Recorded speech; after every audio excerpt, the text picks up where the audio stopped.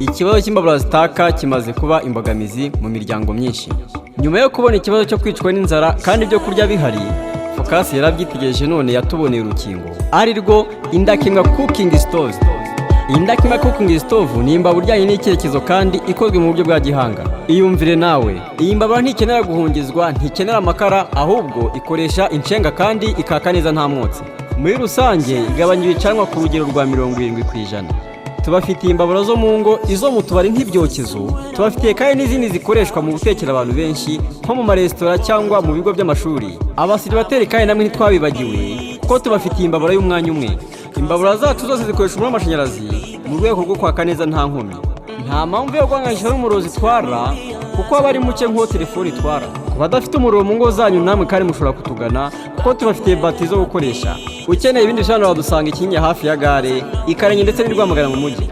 Mwanaduhamagara kandi kuri izi nimero zikurikira: 0788 24 66 05 cyangwa 0722 72 27 27 cyangwa 0783 56 73 98.